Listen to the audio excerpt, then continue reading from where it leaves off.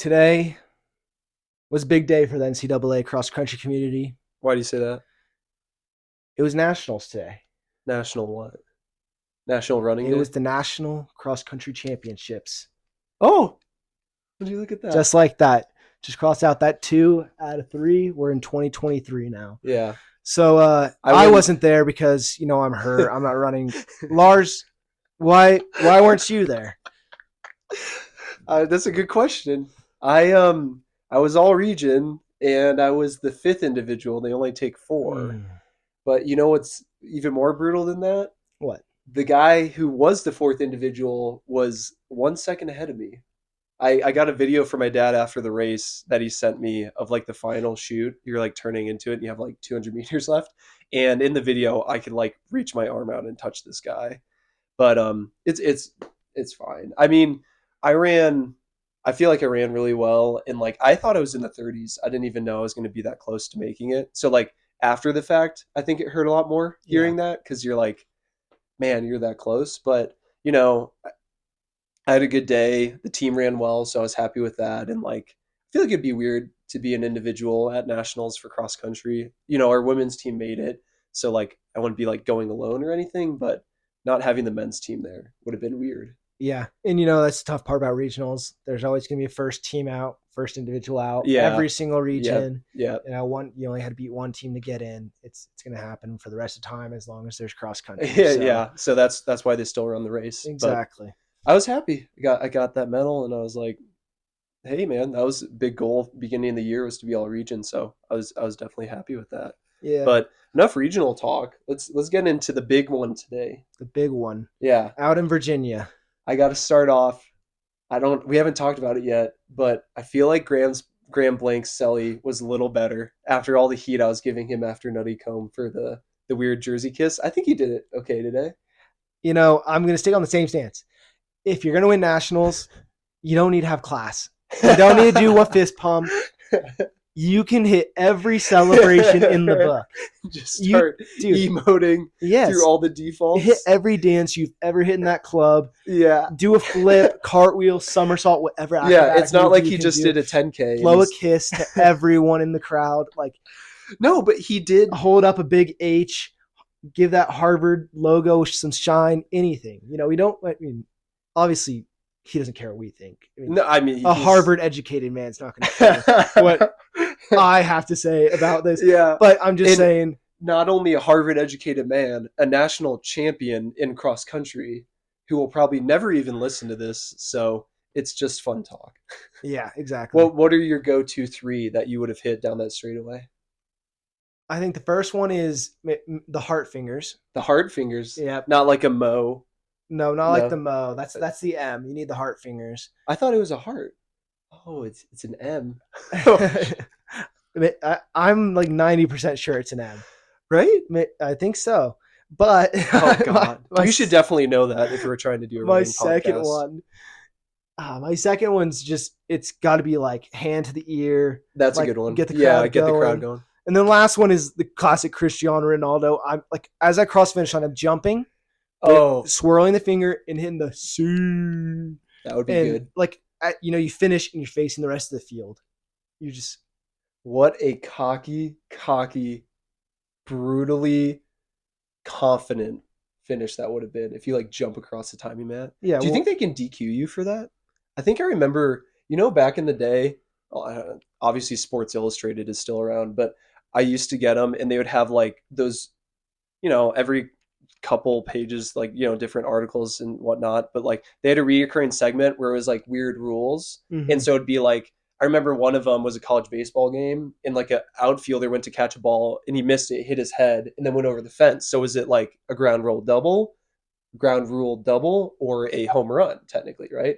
And there was one where a girl won a cross country race, and this is back in like 2012, I think. But she won a cross country race, but she like turned around and went over the line backwards and like waved to the crowd, and they were like, she got DQ'd for it, and they were like, is that allowed? Or no, you can't crisscross over. I mean, I think it's got to be to a level of taunting your opponent.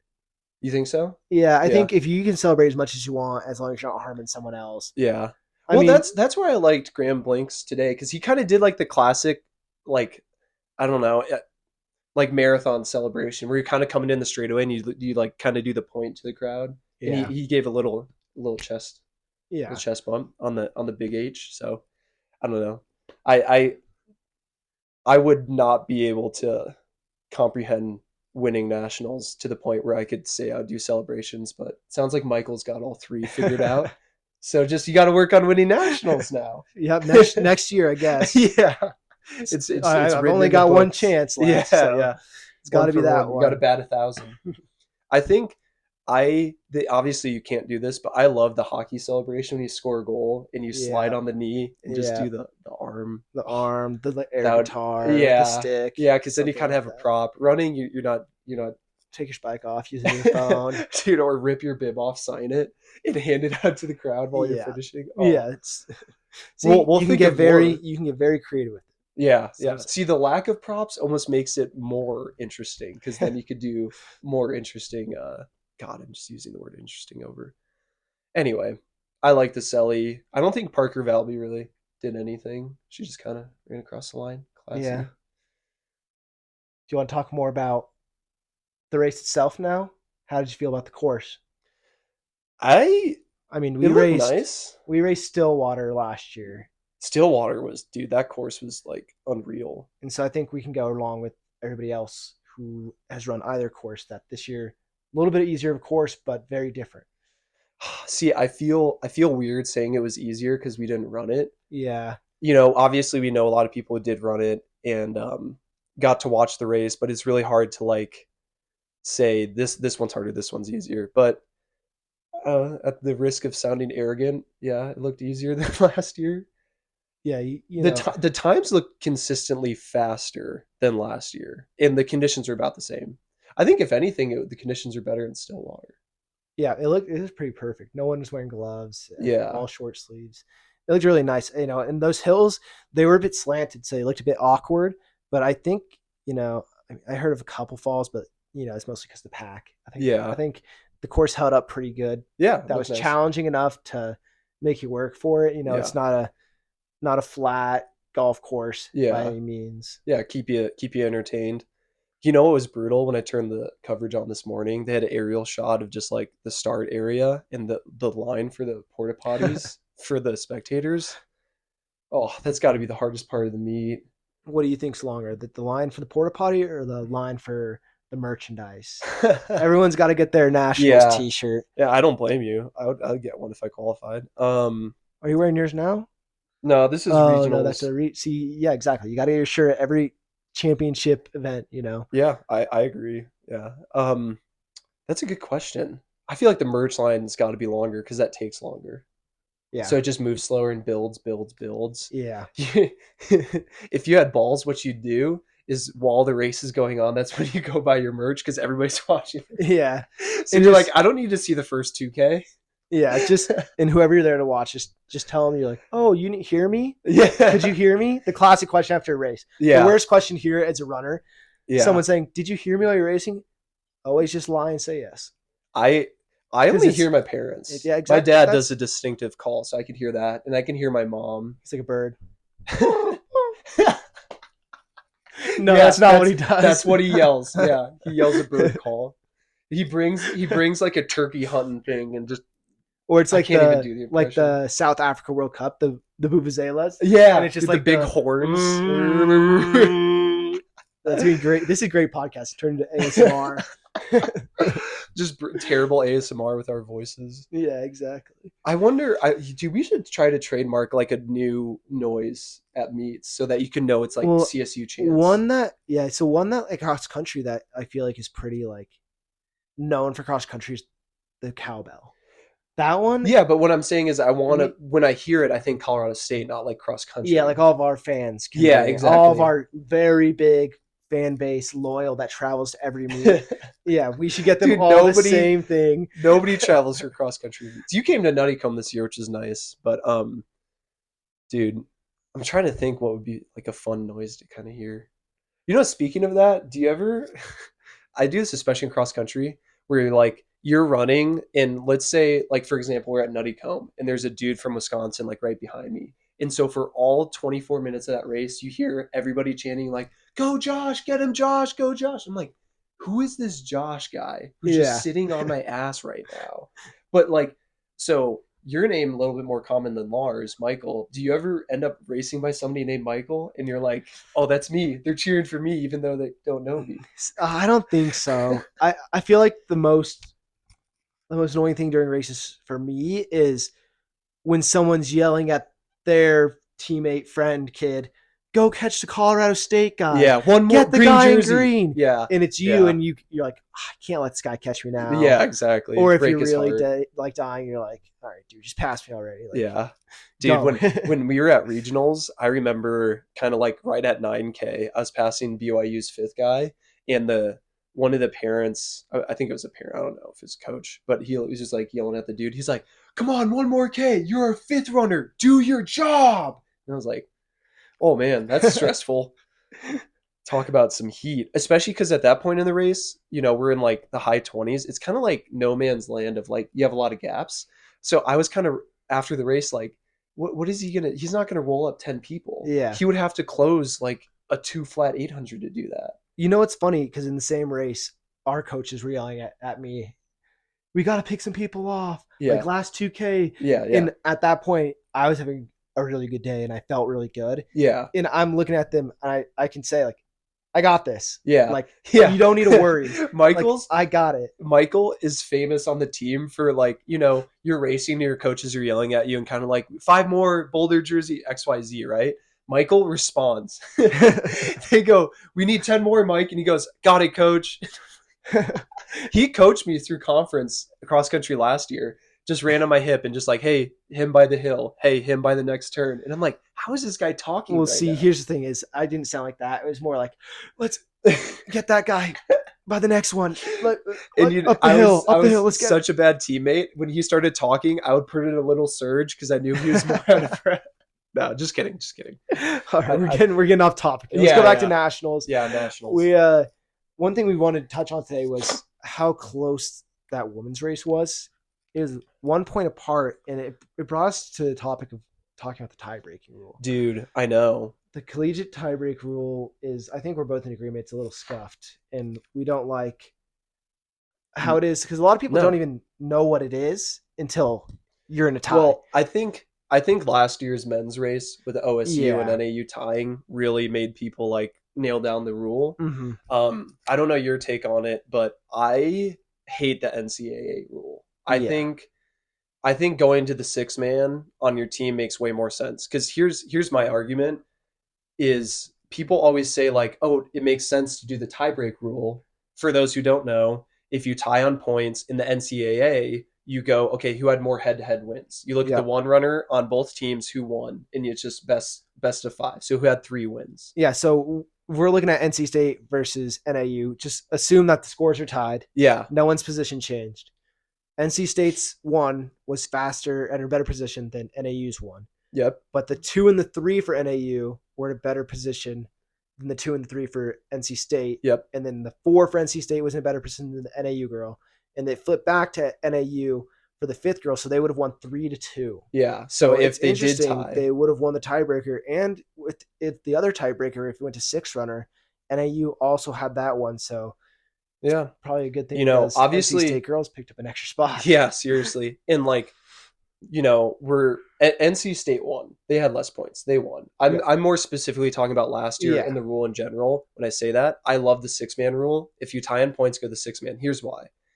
If the argument for the head-to-head wins is you're saying who had the better 5 runners, that's why you do head-to-head wins. I go, neither of you had the better 5 runners. Why'd you tie on points if you had the better 5? Yeah. So let's go to your 6th person. And you got to run 7, and I think it's just, it just makes sense to me. You guys are equal through 5, so let's find out if you're equal through 6. What do you think? Yeah, no, I totally agree. That was lame. Dude, you just said it so well. I wasn't expecting that great of a speech about it, and you just laid it down, and I agree. I mean, the 6th runner, they're just as much as part of the team as. Yeah, the 6-7 should matter too, And, the best team's going to have more good runners. Yeah. And like, what we're kind of saying too is, your best cross country teams have 7 people run every day. They don't know which 5 are going to score. Mm-hmm. And so theoretically you should, I feel like if you have a solid team, a deep team, you should want to go through 6 because you trust your 6 runner. Yeah, and the 6 and 7 can displace points for other teams. Yeah, so exactly. So they're still counting, but like I feel like giving them that extra role in the case of a tie makes sense. And also speaking on this year's women's race, NC State and NAU, like those head-to-head matchups we were just talking about, those were close. I mean, you have for NC State, I'll say first, and then NAU, you have 5-11 for the ones, and then 18-13 for the 2, 21-15 for the 3, 31-41 for the 4, and then 48-44 on the 5. So all 5 of those like head-to-head battles were close. Yeah, very close. And then 47-55 for the 6 runners, where NAU is the 47. But yeah, that would have been interesting. I wonder if that would have brought up more debate about if that rule needed to be changed if they tied. But props to NAU, or sorry, the NAU did run really well. Yeah, props to both teams. Props to both teams. Congrats to NC State for winning. Yeah, exactly. And then we'd like to give a little bit of special shout out. Yeah, like, hey, we're sorry. We know friends who've been in this position. Yes, I wish we had some sad music to play right now. That is brutal.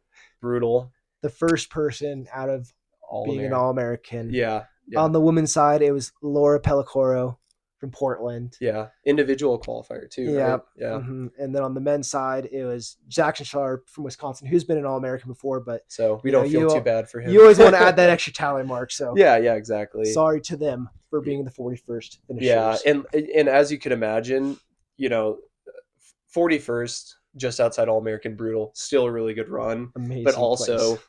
Like if you look at either of those people, it's like less than a second. 40th place is like less than a second ahead of them. Yeah. And so we probably should have done the research to see if like they got out-leaned or like out-kicked, or, maybe it wasn't as sad as what we're thinking. We're like, maybe Laura was in like 45th going into the final stretch and she like kicked down to 41st versus like she was in 40th and then got out-kicked for 40th. But we don't get paid enough for that. Yeah. Yeah. And, it's just so brutal when you're that close to something. I mean, how many times someone's, you're 4th place, first 3 get medals. Yeah. You get exactly. 2nd place in the race. Yeah. It happens in every single race. And so every year. So that's brutal because cross country is just so competitive and you got to show up on that day, and getting 41st is definitely still showing up. Just missing it that close is tough. Yeah. But Michael, I have some trivia questions that I have for you. All right. So took you a long time to prepare, so it better be pretty good. Well, I tried to use ChatGPT, but then it gave me incorrect information. Who won nationals? ChatGPT? Michael Mooney. Let's go. What's funny is it was autofilled to say Michael Mooney if I ever asked it a question about winning anything. But so we compete in the mountain region for cross country, Division 1, obviously a very competitive region, and I think this kind of sheds a light on how competitive it is. So I was wondering, there are, let me make sure, 6 different unique teams outside of the mountain region that have won a men's title since 2000. Okay. Can you name all 6? And when you name it, I'll name what years they've won. For reference, 12 of the last 23 were outside the mountain region. The other 11 came from mountain region schools. Okay. Let me think about this. So there's a pretty obvious one to start. I'm going to go Wisconsin. Yeah, Wisconsin in 2005 and 2011. Sorry. Oklahoma State won today. That's what you were aiming toward. Yeah. That's 2. So Oklahoma State has the most outside the mountain region. They have 2009, 2010, 2012, 2023. So that's 4. Yeah. That's the most outside the mountain region since the year 2000. So that's 2 down. Yep. I'm going to go CU. Yep. Have they won since? Yes, Colorado, 2001. Okay. Sorry, I think it's 7. I definitely counted that wrong. How did I not write that down? That's all right. I'm going to go to the next one. Wait, hold on. I got to give the correct years for Colorado. Sorry, I didn't write it down. Okay, Colorado. Oh, wait, that's a mountain region school. Oh, yeah. Sorry. Why are you trying to sneak that by me? You had me panicked. That's my fault. Colorado is. All right, well, let me go into my next definition of a mountain region school. Do you not understand what we're doing for this segment? Hey, as the judge, you should caught on to that. I was testing you. Hey, Michael, I'm gonna give you a hint. You can't say NAU. Okay, I won't say NAU. Yeah, they're in the mountain region. You know how you race in the mountain region? Okay, sorry. My next guess is gonna be Syracuse. Okay, that is correct. Did they win with Justin Knight? 2015. Okay, that's what I thought. And then Arkansas has just won so many. I'm going to throw their name out there. Arkansas, that's the one I thought you might get stumped on. 2000. They've won a ton. 2000. I didn't look all history. This is just since 2000. All right, so that's 4 of 7. It's 6 because you tried to pull the Colorado BS on 7 me. if you count Colorado as not a mountain region. Okay, so yeah, we got Arkansas, Wisconsin, Oklahoma State, Syracuse. That's 4. You need 2 more. 2 more. Stop looking at my screen. Let's go Stanford. Stanford's correct. 2002 and 2003. And Oregon. Okay. Yeah, 2007 and 2008. Let me get the years in, Michael. Okay. Gotta give shout outs. Those were all pretty big powerhouse schools. Yeah, definitely. Arkansas, obviously, they have won since 2000, what you said. Yeah, they have. I think they have the most men's titles in history. I think they also have the only 13. Triple Crown cross indoor and outdoor or national titles, and not just one Triple Crown but multiple. All right, well, next time you got to challenge me a little harder. All right, well, hold on, now we're going over to the women. It's a little bit more spread out. Okay. So for reference, we have, let me double check, we have 9 unique teams. Okay. 16 of the last 23 titles have been from outside the mountain region. Okay. All right, go ahead. Really I think these ones have a lot more they've won one time. They haven't won. Okay, well, NC State. Yep, NC State is 2021, 22, and 23. They're on a 3-peat right now. Yep. I'm gonna go Oregon. Oregon 2012 and 2016. They got 2. Yep. Man, I don't think Washington has won one. I don't think they have. Have they? I'm gonna guess Washington. That was so lame. Yes, Washington. 2008. Okay. 2008. Yep. Let's go with the Arkansas women. Yep, 2019. Yeah, okay. I couldn't remember if that one was a close year. I couldn't remember if they. Yeah, they won. Yeah. So that 4 of 9. Okay. Man, there's got to be. I gotta double check. I definitely should have wrote this down.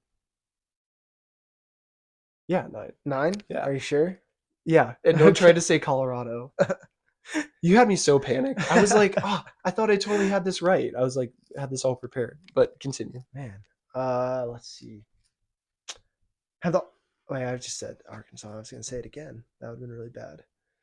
Yes. All right, still at 4. Let's go with. You're doing really well. No, it's okay. Take your time. You know, it's hard. It's harder than you think because you think about all the different schools. Yeah. There was one that had 2 titles in 2009 and 2010. I didn't know had a women's title. I mean, it makes sense. But I'm gonna go Georgetown. Georgetown, 2011. Okay. Yeah, nice. I know they. One off. Who would have won right before that? One title. I since feel 2000. Dang. Right before that, there was 2-peat from kind of a similar area. Okay. I feel like the Syracuse women might be on there too. Are they?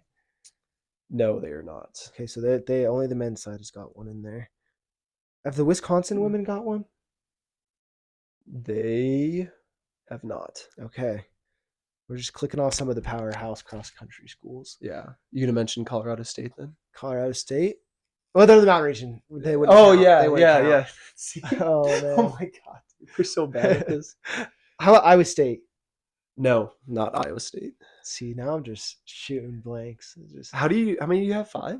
I think 5 after Georgetown. Okay. And then let's go, anybody from the South region? I feel like someone.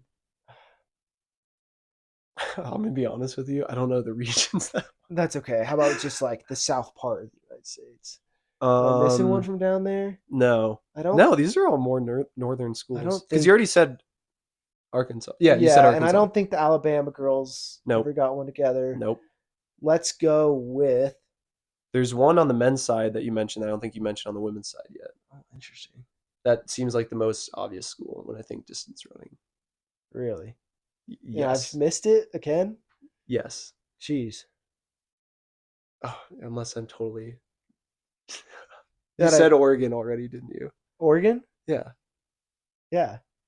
Sorry. Yeah, because I was thinking of I'm so bad at this. I definitely should be highlighting the ones you get. Just keep going. Okay. At some point, we'll have you throw in the towel, and I can just read all of them. Can I get a conference for some of them, or just just throw out a random conference? Okay. That one. Okay. Big Ten. A Big Ten school. Yeah. So I'm thinking. I was surprised. Ohio State. No. Michigan State. Yes. Michigan State. That's Michael. What I was saying. Yeah, you got that with no help. Choked on my words. Michigan State in 2014 won. Yeah. Okay. There you go. I think I've got to be missing more from the Northeast. You are. Yes, you are. I feel like Harvard or like Princeton has won it. No. Close with the P. Pepperdine? No, you said Northeast. Pepperdine's on the West Coast. Oh yeah, it's Malibu, California. Yeah, you're right. Yeah, I know I'm right. I know. Pepperdine's in the mountain region. There's another P school that isn't Princeton. Yeah, that's like that's in the Northeast for sure. It's the capital of Rhode Island, if you even know. Providence. Nice. Wow, he does know it. That. Yeah, Providence in 2013. All right, what am I missing? 2 more? Yes, big basketball school. It's not a blue blood, but UConn. No. UConn. Are we talking about women's basketball or men's basketball? Men's basketball, sorry. I should have clarified. I mean, I guess UConn. I don't think it's a blue blood school, but the color is blue and white. Oh, it's a UConn. No, it's not UConn. I think this is the last one. You haven't gotten. Okay, so Northeast school. We'll take care of this better next time. Northeast school with blue. My excuse for why this game isn't more coherent is because I didn't tell Michael what I was doing, so he probably would have helped to make this go a lot better had I told him. But I wanted this, for him to try it. No, everyone gets to see my real ball knowledge right now. LeBron James, Michael Jordan. Yeah. Yep. Dang. Basketball school, it's blue. Man, yeah. I'm struggling with this. Not recently. They haven't been as good recently. No. I said it wasn't a blue blood. Yeah, you're right. You did say that. I can give you a first letter. Yeah, sure. V. Villanova. Yeah, in 2009 and 2010. That's the one. I knew that they won. Yeah, that's the one I was trying to get you towards. Dang, that's tough. But they won 2009, 2010. So I think that's all of them. You said Stanford, right?